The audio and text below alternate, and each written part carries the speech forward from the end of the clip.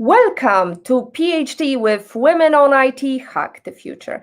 My name is Beata Young, and today's PhD Positivity Hack delivered will be by our guest, Kari DePhillips. Today's title, Sisters in SEO. PhD episode 27 starts here. Let me remind you, this is a grassroots community that focuses on women on IT, an inclusive forum of women in technology, startups, and female leaders who are supported by men as well.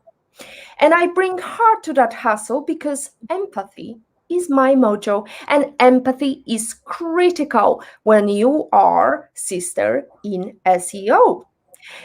The two most important days in your life are the day you are born and the day you find out why.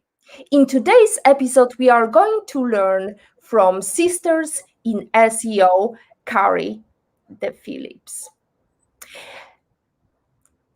Our guest is the CEO of The Content Factory, a digital PR agency that specializes in SEO and social media marketing. TCF is one of the top SEO agencies in the English-speaking world. That's too many. TCF, SEO, CEO. Yeah. So your portfolio features a wide variety of purpose-driven brands, including Astroglide, Fairtrade America, POLYWOOD, enterprise-level SaaS companies, and a lot of others in between. They represent multiple billion-dollar accounts.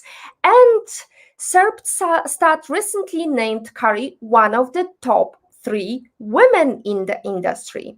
Kari was named Limit-Breaking Female Founder, and NBC News referred to her as a CEO who takes job perks to the max due to the fact that all of TCF's employees work from home or wherever there is Wi-Fi. She founded Sisters in SEO Facebook group, which at plus 7,000 members is the largest network of women in the industry. And if you love Instagram as much as I do, feel free to follow her channel. Lots of fun life of a digital nomad. So you don't need to be a genius, just be yourself and join us today. It's time to become a sister in SEO. Time for Women on IT Hack the Future. Let's start with off-the-topic question, Kari. How did it start with you? What was the journey of becoming digital nomad? So my digital nomad journey really started as my journey as a CEO and my journey as an expert in the world of SEO, which for those of you who don't know means search engine optimization.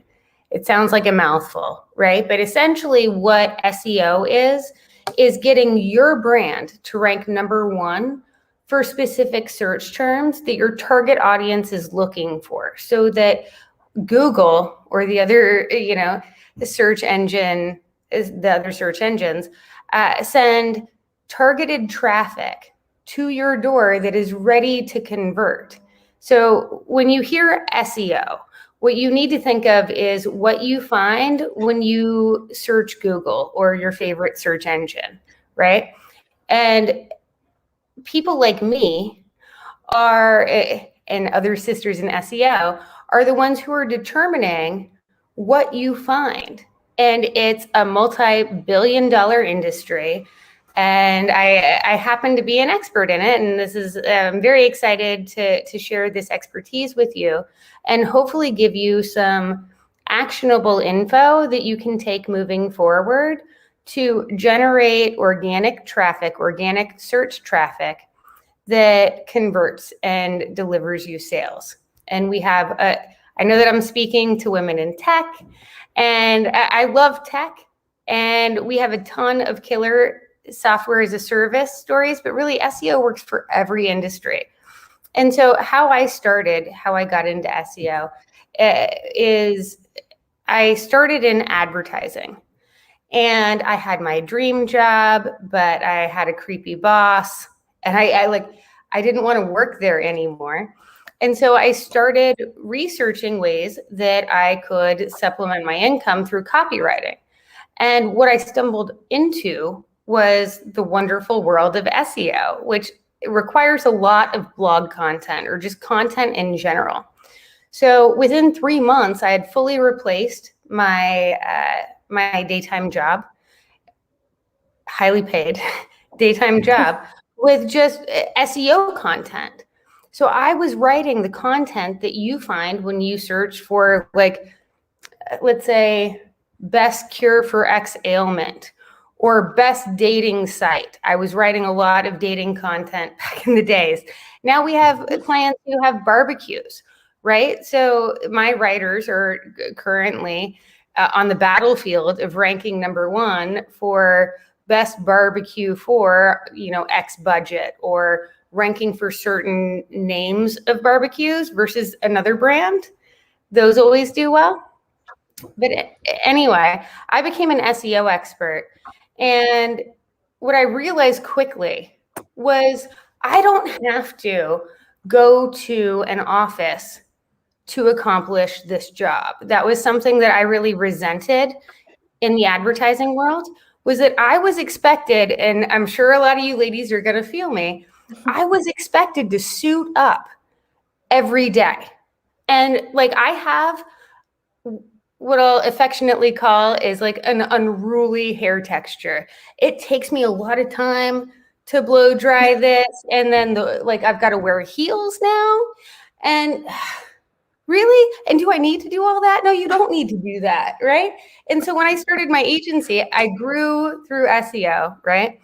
And when I founded the Content Factory, I was like, first of all, as an agency owner, it's going to save me a lot of money to not have this overhead. Second of all, I actually ran the math on this. I'm that much of a geek and that much of an evangelist for the work from home lifestyle. I polled a bunch of people and I knew my own stats, right? But on average, and this includes the males on my staff, the men on my staff who don't have the hair and makeup and heel routine. At least most of them don't, not usually they don't, right? Usually, yeah. And not usually they don't. So the actual numbers are this. It's mind-boggling.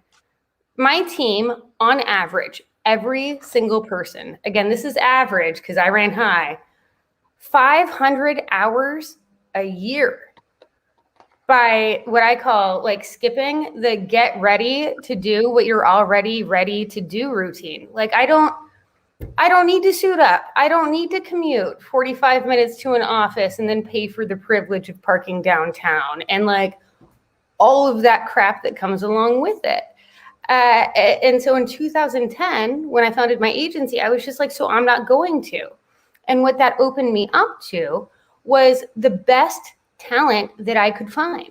Because at the time, I lived in Pittsburgh, Pennsylvania, which has a lot of wonderful people in it. But like, if I was limited to hiring the talent that was in that particular town and commute to an office that, by the way, they didn't need to be at in the first place, and I didn't need to be paying for either,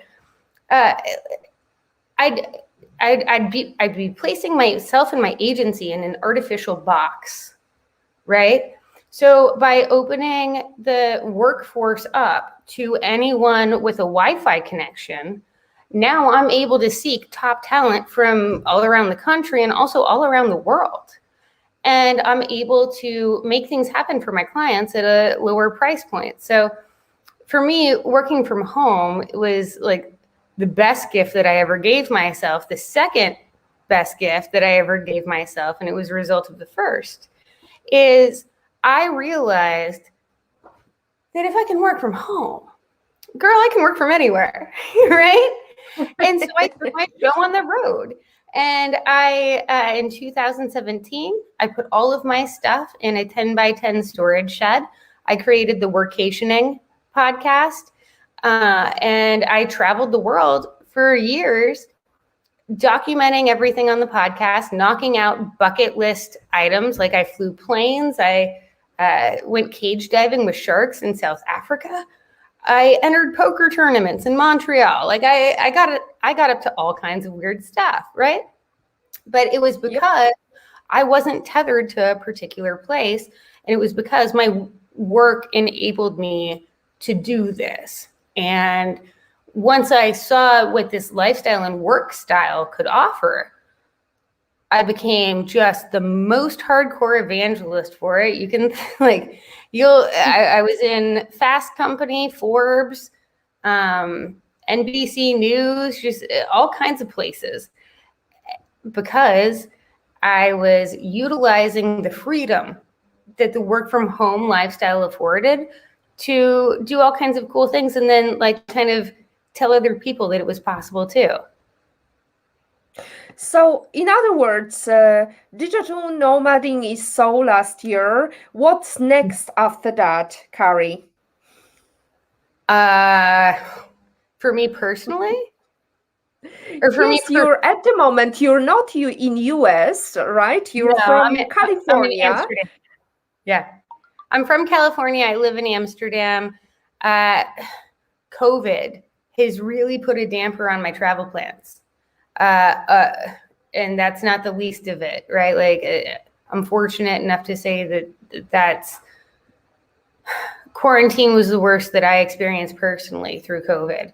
But I'm hopeful that with vaccinations and, whatever measures are going to nip this thing in the bud, eventually I'll be able to get out there and travel again.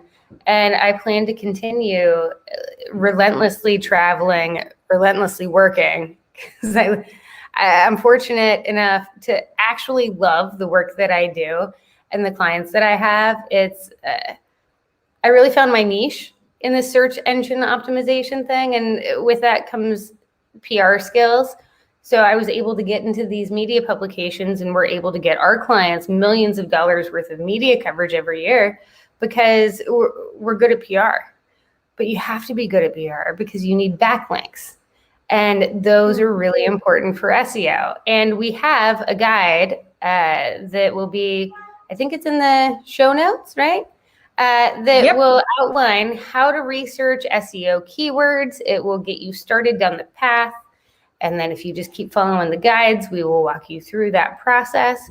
And then we also have a very, very handy guide to how to get major media coverage for your companies or for yourself.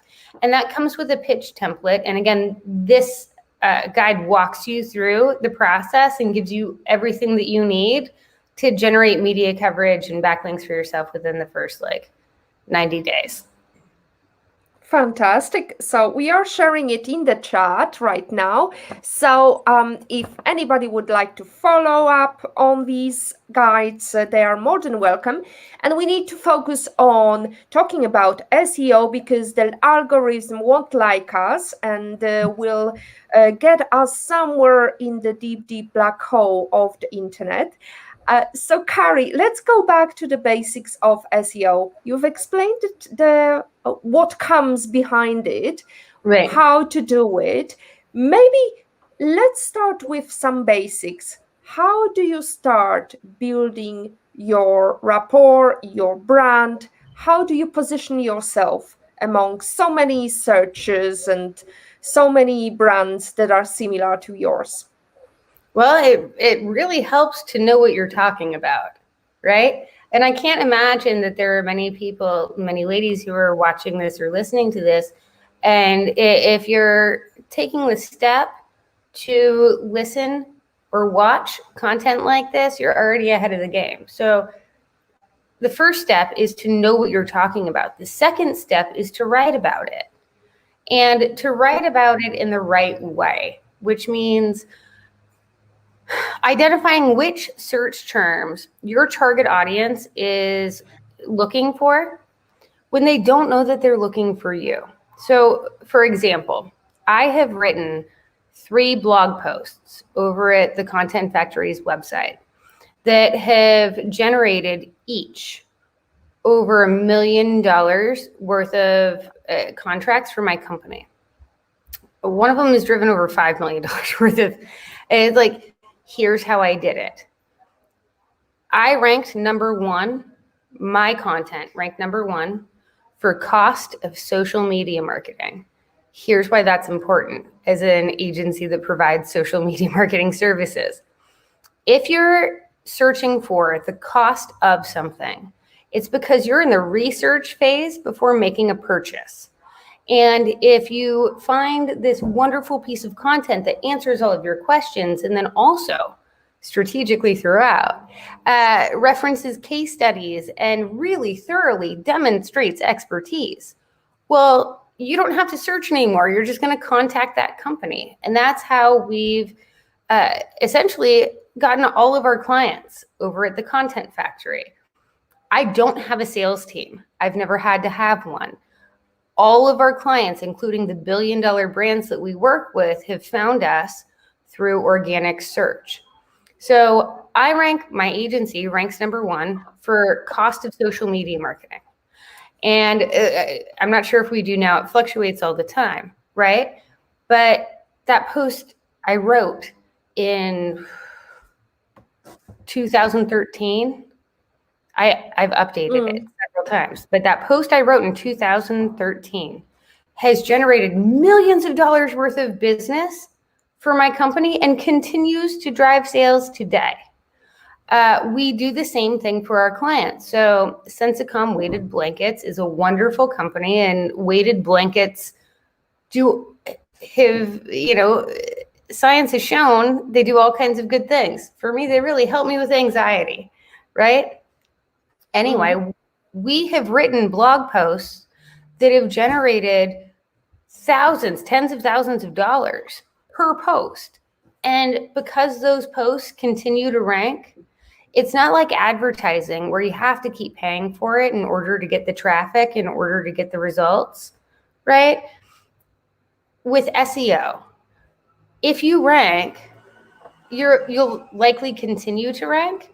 And those posts that you wrote years ago will continue to drive sales and traffic your way. I have to, if you'll excuse me, I have to plug in my laptop real quick. Welcome to my kitchen. Hello, kitchen.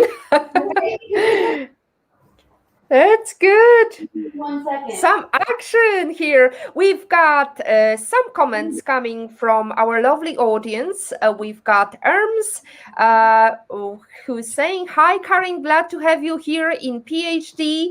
We also have got Patrick, who's asking us first question.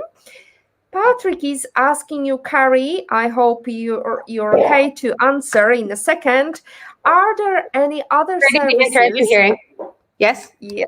Okay. Are there any other services like Haro that are worth using? Haro that you just recommended for us to use. Okay, so my next question will be, where are you based? Because that makes a huge difference. Now I can turn the brightness. Okay, so if you are based in the UK, you want to go with response source. And I'm going to type it here in the chat. Yep. Now, if you're in Australia or New Zealand, you want to go with SourceBottle. Okay. If you, this is a newcomer onto the field, right? And it works for, they have so many high profile contacts that I think you get 3 responses per month for free. Otherwise, I want to say it's like $400 a month-ish. It's not for free, but quoted is really worth the bang for, like, it's worth it. Now, if you it's like mostly a US thing if you're looking to get a jump start on HARO queries. And also, to be frank, a lot of journalists are really over the HARO game because they'll send out a query and they're not getting the quality of responses that they're looking for. If you want to hack that, check out the how to write a HARO pitch that works and that template. That template will work for all of these different HARO similar sources, I'll call it. And then ProfNet is also not free. Kaboom! But it's a good one, and it's honestly more targeted toward the US audience. So if you're outside of the US, I would go for a response source if you're in the UK, SourceBottle if you're in, let's say, Australia or New Zealand. Quoted though, understand that, and also with Hero and also with all media opportunities in general, understand that so many of these get syndicated. So if you end up in, let's say, Yahoo, you're going to end up in like 15 other different places, and most of those backlinks are do follow backlinks. Again, here's why I care about PR as somebody who's an SEO expert. A huge part of SEO is backlink building. And it's not just like every backlink is the same. You can like hit up your friend Carol for a backlink to like help with your Google juice. That's not how it works. Hold on a second. What does it mean, backlink? Backlink. So one site linking from like one website linking to yours, or to a piece of content on your site, right? Okay. So this is why media coverage is really important if you're serious about SEO. If you can get backlinks from media outlets, if you can get a media outlet to link to your website, then you get like extra Google juice, for lack of a better term. It's called domain authority.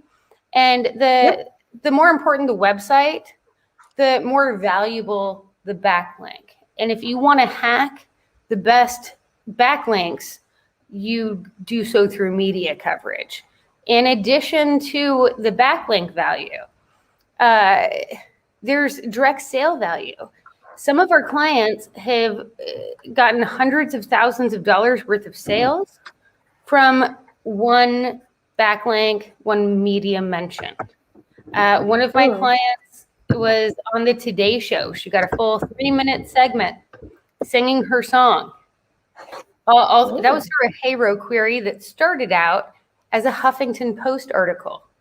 So once you get media coverage, you'll find it ripples out, right? And what that means to you is that like the search engines are going to rank your content higher, because if high authority websites are linking to yours, it's signaling to their search crawlers that your website is providing valuable information, right? On the other side of it, and this is why I'm like such an evangelist for PR, sometimes media coverage drives a lot of sales. Just on the click-through value, forget the SEO value of it. It's people are finding out about your brand, and then they're making purchases as a result of, you know, being aware that you exist. Media coverage is hands down the best for that. And on top of it, you get social proof, which means you get to say as featured in or as featured on this site, this site, this site. And what that does to your sales pages is it increases the conversion rate. So not only are more people finding the content that you create, not only are more people being aware of your brand, not only are your sales pages now converting better, but you know, it comes as like the sum of all parts is greater than, or I guess how's that saying go? The whole is greater than this each individual part, and it all works together. Now you have social media fodder. Now you have something to say on social media. Now you have something to share on your LinkedIn, right? And it's evergreen content. So you can share that on your social once a month from here until eternity, you know? I can tell you my social media guru, Veronica, together with Marianne, can hear that, and they are definitely like, yay, evergreen, because you can post it and you don't have to work on stuff. But here's the thing. what about people? And I have to mention his name. My husband's got one of the most popular names and surnames. So you can find him as a murderer. You can find him as a philosopher. Also, he's been a weather forecast quotation used, and so there is a confusion, I'm sure there is somewhere. So how to protect your brand and make sure that this brand, this name and surname is only associated with specific person? I have bad news and a sad story for you. Since you asked. Go on. Okay, so I've been an expert witness in a federal case where a lady was arrested and she was sent to jail, and there were booking photos for a crime that she did not commit, and it was proven that she did not commit it. However, she has a unique name, and anytime somebody searches for her name, they find the booking photo. And let me tell you, she was a soccer mom on her way to go pick up her kids from school. And when she got to the court to have her, and they make you take off your glasses and everything, it was just like mascara and like it was not a pretty photo. But the problem is she has these kids, right? And it's a relatively small town, and I don't have children, but if I did, and I understand why these parents do, they Google the names of who their kids are going to go hang out with, right? Problem for this lady. She's got a very unique name. She was brought in for a crime she didn't commit. There are media stories that say like exonerated and all of this stuff, but they're on page 2. And how often do you click to the second page of search results? And if you were a parent and you searched for this lady's name and you found this horrible mugshot photo, truly like a woman at her most vulnerable point, and just, of course she was crying, and of course she looked disheveled and whatnot, but this is what you see. You're not going to let your kid, well, I won't say you, but enough people wouldn't let their kids hang out at her house that she ended up suing. And I testified as to like the damage of this, because this lady, I think she was a home healthcare aide. She was never going to get media coverage to be able to push down those search results. She'd have to win the lotto, or, you know, like something crazy else would, on top of this, would have to happen to push that down. If you have a common name, it's ultra important that somehow you differentiate yourself. So maybe add a middle initial, because if you've got a very John Smith, good luck with that. Yep. If you're John J.S. Smith and you work at, I should say Joan or Jackie. Yep. But if you have a common name, try to find a way to either add a middle initial or a middle initial plus, you know, here's my area of expertise. And so when somebody searches Jackie Smith, and it's like you're a graphic designer, let's say, or you're an app developer, like Jackie S. Smith, graphic or app developer, is going to serve you much better over the long run. And then as you introduce yourself, you're just like, I'm Jackie S. Smith and I develop apps. That makes you really easy to find on LinkedIn. Fantastic. Kari, we've got a couple of questions recorded ahead of the show.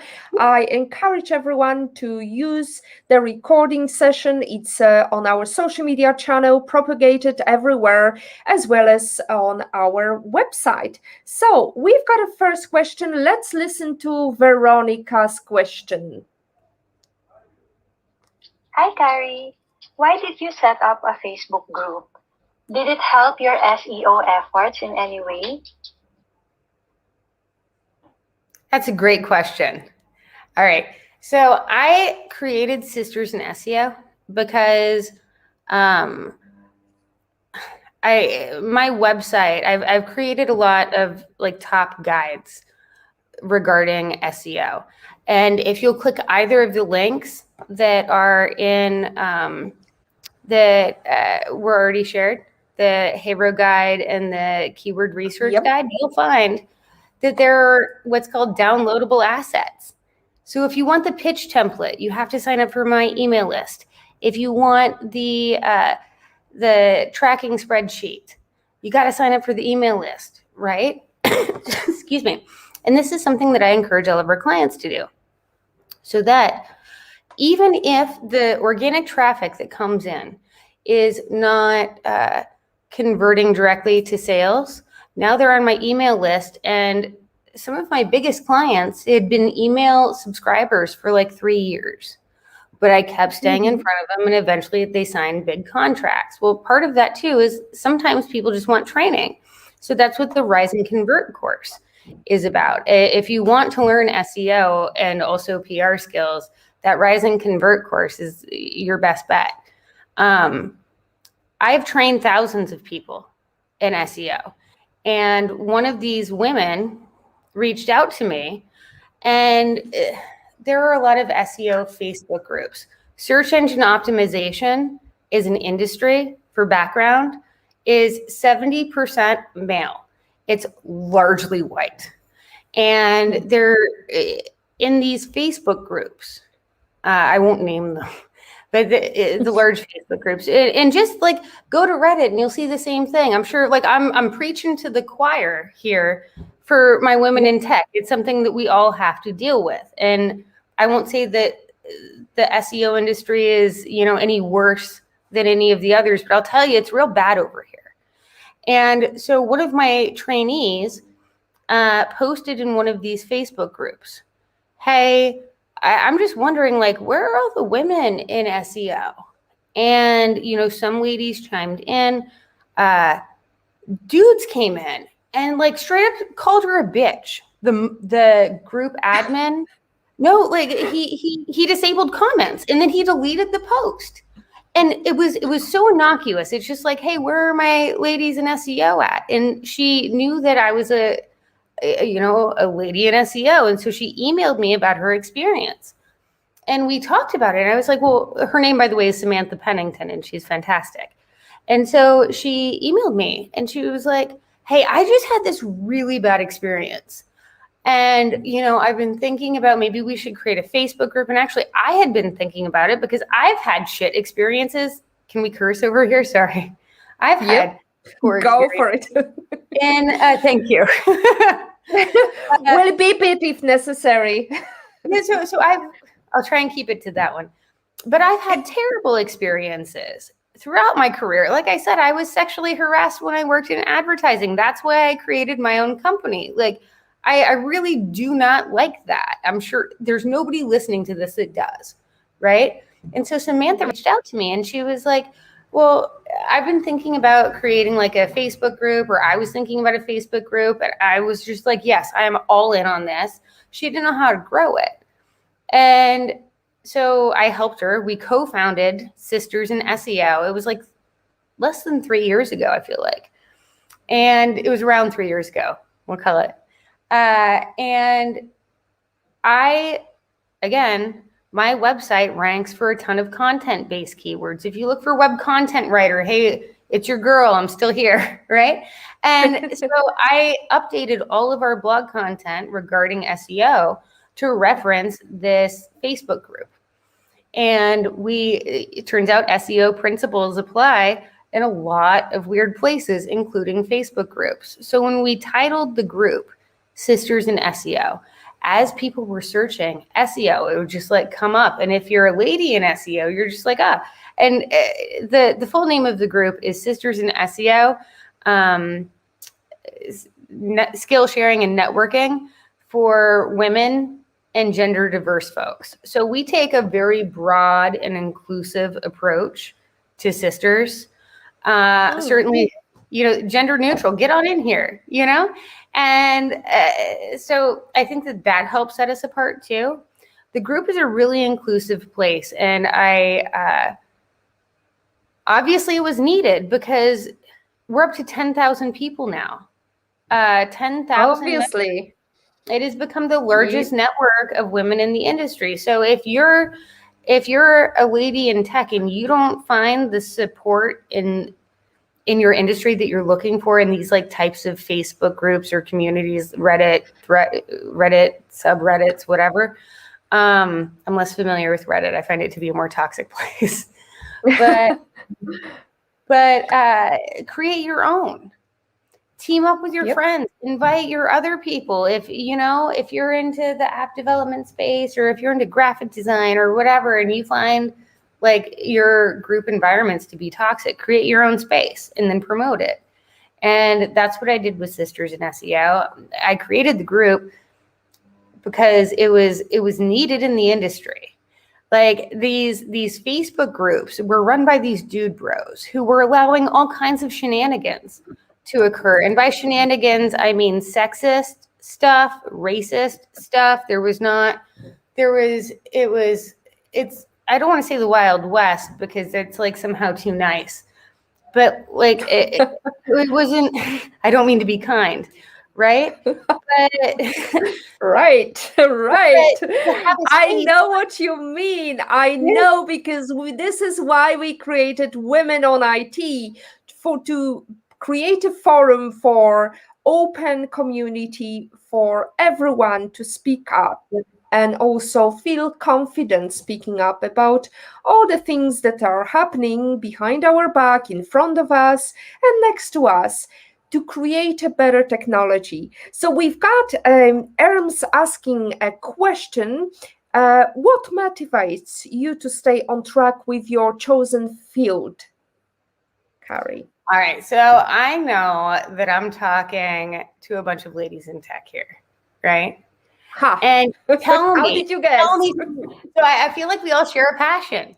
My particular area of expertise is search engine optimization and public relations, right? And I love it. I'm great at it. I can show you headlines in the Wall Street Journal. Well, I'll just take you over here. Let's go on a tour. Yeah? Yay. So through my skills, right? Yep. Right. Towns say thanks, but no thanks to militarized police. This is quoting protest signs that I created, right? And like promoted. And I've got like a couple others over here that I'll spare you on. But what I'm getting at is the overall impact of what I do. The people who are great at SEO are to a large degree writing the internet that you experience every day. Every time you ask Alexa or Siri or Google a question, somebody like me is writing the search results. And like ideally, you want somebody like me to really care about representation. Make sure that it's not all old white dudes who are the executives represented in images, making sure that just diversity and inclusivity are what you come to expect on the internet instead of the rare cases of. And quite frankly, right now, it's the rare cases of. So I kind of view it as like I'm getting into the fight, right? And I'm sure that so many women in tech they're in the fight too. What are you working on, girl? I bet you it's something cool, right? And so I want to celebrate that. And I'm happy to have created a space in search engine optimization that celebrates that. But women in tech, we are walking and working a very difficult road. And that road is riddled with misogynists, sneaky misogynists and sexism that you like can't even quite put your finger on, but you're pretty sure it's there. And it's like, yeah, girl, it's there. And I find so much sisterhood and empowerment and women helping other women, women teaching other women, women banding together to, educate ourselves, solve problems, network, give money to each other. Like in exchange for services and goods that are awesome. I think that it's a wonderful economy. It's a thought economy, and it's also like an actual monetary economy as well. And I think that any way that I can encourage that through SEO or otherwise, it's certainly motivating to me. Great. We've got a question from Marianne. Let's listen to this question. Marianne is coming with her voice. Hello. My question is, how do you keep yourself on top of any changes that happen in the search engine optimization world? Is there a source or newsletter you can recommend? Thank you so much. Thank you, Marianne. It's very similar question to ARMS. But the difference is, how do you keep track of changes? So there are a newsletter. There are a few great resources. Search Engine Journal is a great one. Google that, you'll find it. Search Engine Journal. They have a wonderful editorial staff, and actually they have representation on their staff. I know this for a fact because these ladies are in Sisters in SEO.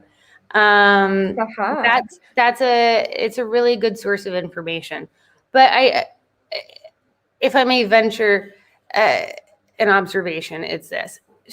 Too many people think that SEO is like, it's kind of ever changing, but not really. As long as you're not gaming the system, you're not going to get slapped down. And I can tell you that the tactics that I used in 2011, 2013 are still working today because my content still ranks and we're still getting all of those sales and leads and clients.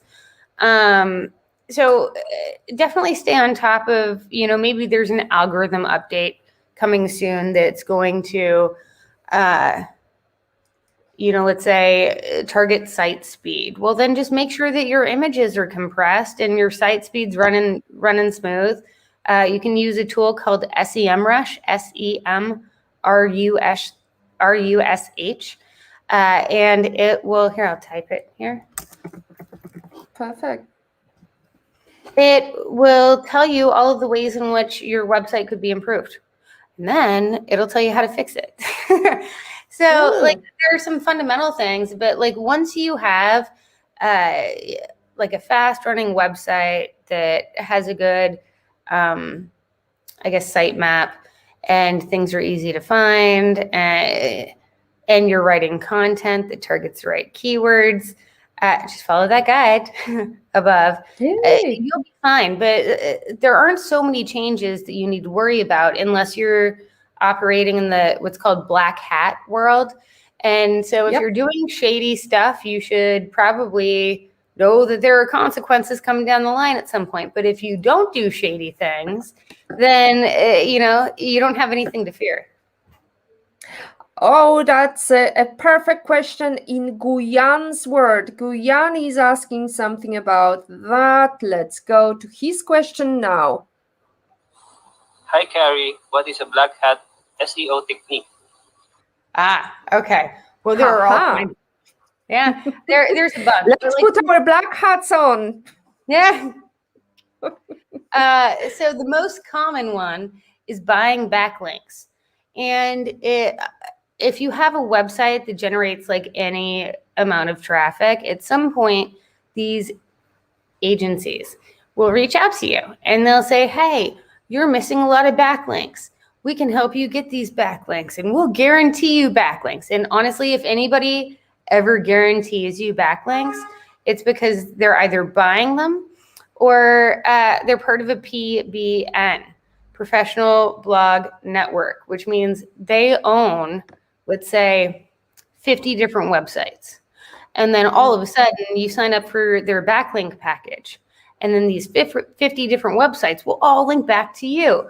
Are they germane to the conversation? Do they have anything to do with your website? Probably not, but it doesn't matter because you didn't ask and they were just selling you backlinks. And so they do this and they do this and they do this up until the point where their network gets burned. And what I mean by that is that Google will blacklist the entire network, including unfortunately, for those who have like paid for these links and these services, including your website, if you buy a bunch of shady backlinks, and you can get that penalty lifted. It takes a lot of time and a lot of expertise, and it's better not to do it. So if you're out there thinking you can buy your way to backlinks, you can, and it might work for a while, but eventually you will get slapped down and you'll wish you didn't do it. Good advice. Thank you so much, Kari. I think it's time to mention another sister in SEO. And I'm sorry for mixing the name because I thought it's Sisters of SEO, like Sisters of Mercy, but it's Sisters in SEO. So let's get straight. We've got Tamar Yeshua, Director of Product Management on Google Search. When she was asked, is there a roadmap for how search will look a few years from now in 2013, she was asked, and she answered, our vision is the Star Trek computer. You can talk to it, it understands you, and it can have a conversation with you. What can you say about that, Kari? She said that in 2013? Yep. Yeah, listen, it's 2021 and I am living that dream. I just had a meeting with my editor before this call, and what she's saying is 100% true. So my editor, Lindsay Weissman, is fantastic, and we were going over, how to, we were looking at new hires and their content and talking about, basic principles of SEO and how to make the content better. And I told her, Lindsay, well, she asked me, she was like, oh, did you notice in the featured snippet box, which sometimes you search for something and then Google answers that question either entirely or mostly for you? Well, now Google's starting to highlight in yellow the specific answer to your question when you drop down. And I was like, Lindsay, I am the Google expert. But, man, I don't really Google many things anymore. Why? Because I am on the go. And so I don't have Alexa, Amazon Alexa or any of those services, but I do have Siri. And I ask Siri all kinds of things. And if in some cases, the voice to search or the quick answer, the featured snippet that I'm talking about, or I was talking about earlier, in some cases that can annihilate an industry. And others, it doesn't, it helps. So for example, if you're looking for how hot is it going to be today? And maybe you ask Siri or maybe you ask Google, it doesn't really matter. Could ask Alexa, it's all the same thing. It's a one answer question. It's going to be, X degrees today. Well, you don't need to know anymore. How long do I cook a hard-boiled egg? I've actually asked Siri that recently, which tells you a little bit about my cooking skills, right? But that's a quick answer. How much does social media marketing cost? I already told you I rank for that, so I'll go back to that as an example. Well, that's not a quick answer because it ranges from like $250 to like $250 a month to like $25,000 a month. And you're like, well, that's a big spread. And if you Google this right now, I think it still comes up in the answer box. Well, you have to click on that to learn more information. So if you're a recipe provider, you're kind of screwed. If you are a song lyric provider, so people are constantly Googling the lyrics to songs, and there are websites that used to get just millions of hits every day just for song lyrics, and they were able to monetize that through advertising, right? So advertisers would be like on the sidebar while you're looking at your lyrics, right? Google started scraping that, and there are lawsuits against Google. I believe they're still pending. But Google just scrapes that now. And so all of these websites, the song lyric websites, went from getting millions of hits a day to basically none because Google scraped their content and put it in an answer box. And unlike, how do you write a press release, which Siri can't tell you that, the answer box can't tell you that, I can tell you that, right? But you're going to click through for that. So the more complex the answer, if it's an extended how-to and it's not a recipe, right? Having the featured snippet box, or, having a question that's too complicated for Siri. SEO is really complicated. Siri can't speak that back to me. Alexa can't do it. You really want to have screen grabs and a walkthrough on that, right? So my industry it benefited from this like quick answer, click here, because I dominated those search results, right? But in some cases, if it's a quick answer, you're kind of screwed. In tech, when is the answer ever quick, right?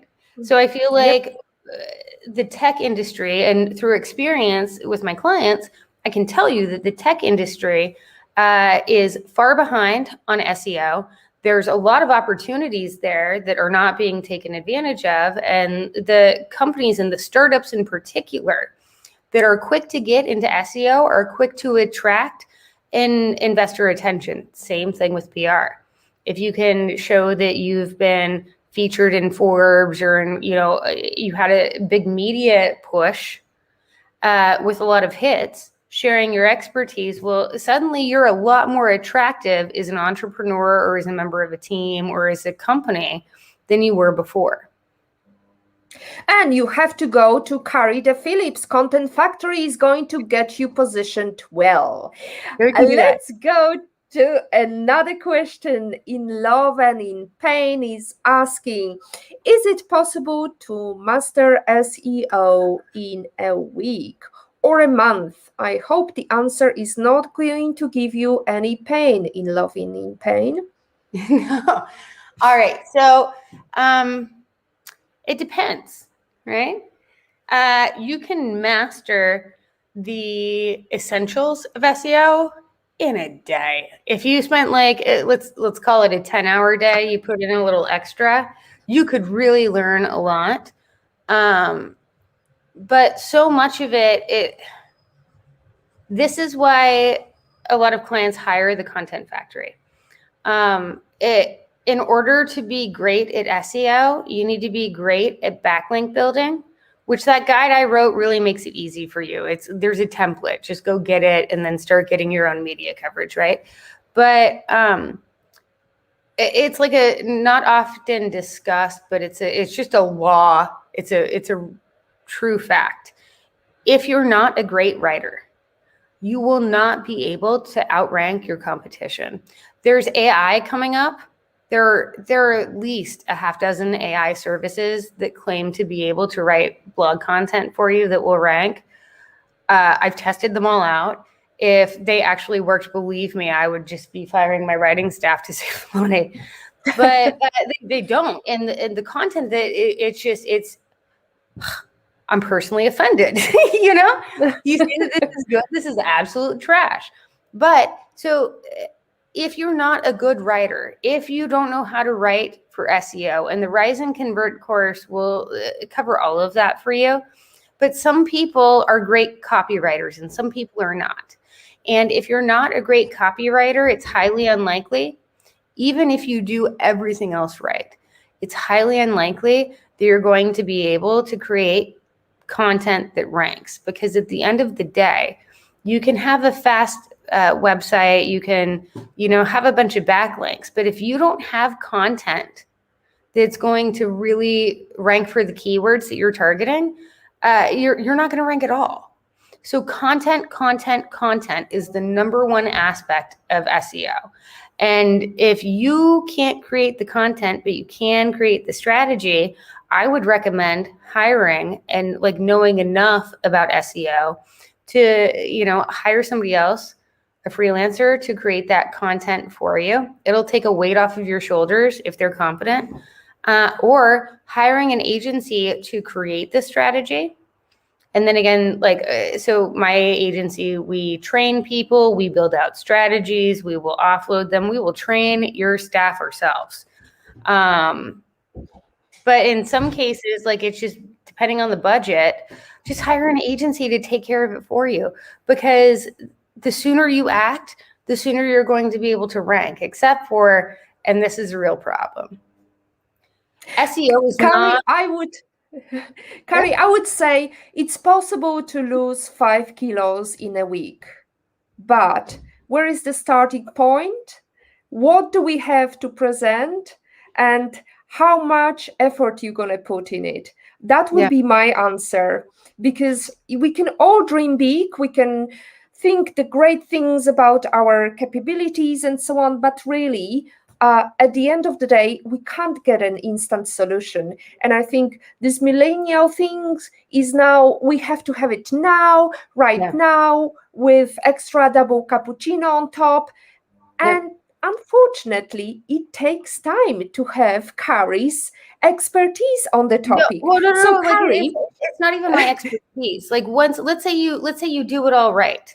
If you start SEO today, it's going to be 6 months from the time you hit publish on the content to the time it actually starts to rank. And it's going to take a year, especially if you're a new site, for it to actually settle in on where it's going to rank.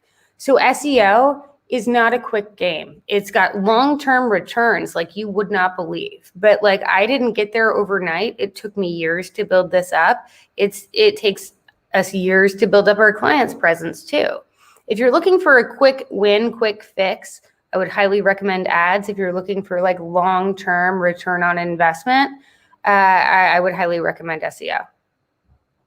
Fantastic answer. Thank you so much, Kari. We've got a question from Chico.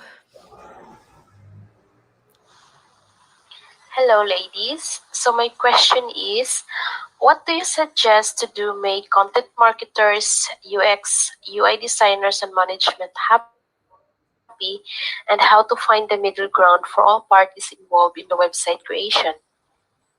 That's a tricky one. Can you so repeat we that need question? to have user experience. So you need to have user experience happy, you need to have management happy, and you have to have a usable website created. How to find the middle ground to make all the parties concerned happy? Because marketers will want to have lots of flashy pictures, lots of, a little bit of this and that and the other. Then user experience, user interface, people will want a simple, clean interface. So how to find the middle ground? It's simple and difficult. Communication and collaboration, right? So it's a lot of Zoom calls that you'd rather not be on, but then everyone's on the same page. And as long as there are action items and everyone is like working together to achieve the goal, then at the end, it's not like, well, the UX person did this. And it's like, well, that screwed up everything. But if there were communication and collaboration, you would have caught that early on and been able to solve that before it becomes like a crisis, right? Or a problem, God forbid, a problem in front of the client. Because I, as an agency owner, like we have to work with all kinds of other people. We have to work with in-house resources with our clients. We have to work with the other agencies that they work with. We have to work with the contractors that they work with, who we know aren't going to be around next month, but they're here right now and they have opinions too, right? And they were also hired for their part of the job. So communication, collaboration, running toward awkward conversations instead of running away from them. So if you see that somebody's like going off rails, maybe don't CC the whole team, maybe just sidebar with the person and say, hey, here's how this is like affecting me. Can we like chat this out one-on-one, come to a solution, and it all goes a lot smoother. But where I see a lot of breakdown is in a lack of communication and a lack of collaboration. And the two are very different, because you can communicate with somebody, but can you collaborate with somebody or another team? It's really a different game. And, collaboration with the client's best interest at heart means often putting aside your ego. And that's difficult for some people to do. But if you're able to do that, you'll achieve more success, in my experience. They probably have to join Sisters in SEO, and then they're gonna have all happy ending. So for sure. Fine. we are coming to the end of the show. Are you working on any exciting new projects right now, Kari? I'm writing a book. Oh, wow. Tell me about it. So I am writing a book. It's about agility in life and business. Oh, my cat is saying hello. Hello, cat. And it covers basically how I started. I was beyond broke when I created my company. I started it. There's her tail. I started it with $500 that I put toward a website and some SEO skill, and through that, I built a multi-million-dollar agency and traveled the world with a workationing podcast and projects. So I'm just gonna like wrap that into a book. It's about halfway done, and I'm excited about that. Actually, I'd like to inspire other people, women in particular, to get out of the office environment and, you know, take their remote work wherever they want to take it. Fantastic. You definitely inspired us today, Kari, during this show. We've got a question about your life lesson quote. Can you tell us what it is and how it changed your life? Sure. It changed my life kind of post-mortem, or not post-mortem, but it changed my life later on. Still living. Just get started. Just get started. Because I had the idea for the Content Factory back in like 2005. And then in 2007, I was really just like, girl, you should probably create your own company. And then I didn't. And it took me until 2010. It was like 5 years past the point where I should have, in my mind, created my company. And when I think about it, I would have a 5-year head start on where I am right now. And I would be so much further in my career and in my goal achievement that I would be right now. And it was imposter syndrome that held me back. It was, you know, I was afraid to break norm that held me back. There were all kinds of things that held me back. And I wish I would have just gotten started sooner. And I think a lot of people, whether it's SEO, because again, SEO is a long game. You're not like, you start today and you're going to start seeing results in 6 months. So like, when are you going to get started? Is it ever going to be ever? When are you going to get started on your email drip campaign? You know, that took me way too long. And I recognize the value now. Email is a huge driver of sales for my agency. We've got, 20,000 subscribers. I could have 100,000 subscribers, though. I just didn't get started soon enough. And especially in tech,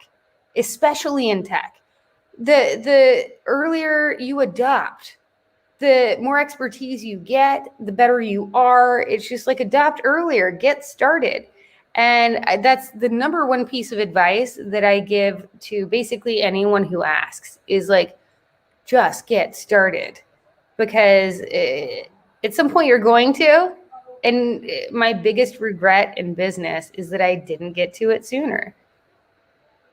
One life, no regrets, Kari. So pug it, as the saying goes. Actually, I was presenting some time ago, and instead of using the F word, I said pug it, because we had a pug who was, even though a very small dog, but was very brave.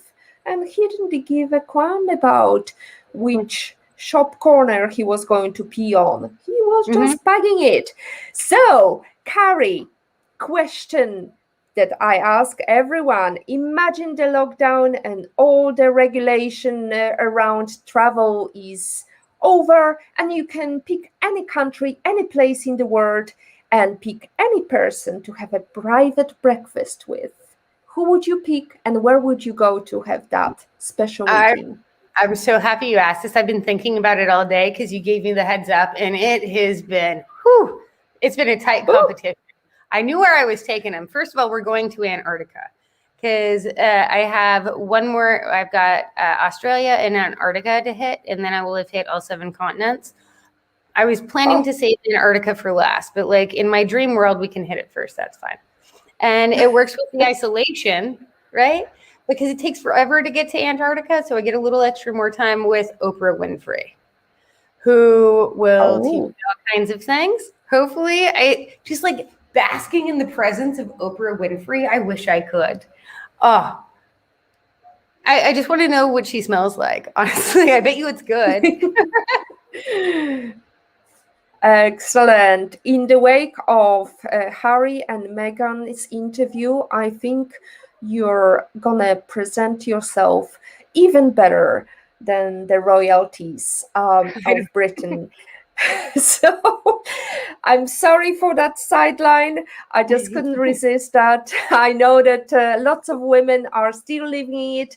There is, two sides of the story, and it's get people polarized. And since we are talking about Antarctica, I thought that's the only conversation I could have at the end. So our greatest glory is not in never failing, but in raising every time we fall, Confucius. Sometimes you need a little crisis to get your adrenaline flowing and help you realize your potential. Kari, it's been excellent show. I loved your presentation. I love your group. I'm looking forward to hear the book, to see the book coming, and I'm looking forward to hear from you, because I hope we can also sign up to your lovely group. Kari, thank you so much for explaining how to do the search engine optimization. It's been beautiful to chat to everyone in the show and have questions from Patrick L. Young, Erms M, Veronica, Marianne, Chico, Guyan, and in love and in pain, I hope no more. Thank you so much. Here is a day you can start your positivity day and see the positive you want to see. Next week, we are going to come and learn how to define your visual brand and visual identity. Kari, I hope it's siding nicely with your topic, and I wish you all, my dear viewers, to succeed wherever you are in the world, whether Antarctica, whether it's somewhere in Europe as we are at the moment. It's beautiful and sunny, as you can see. Have a lovely day and see you next week. Thank you.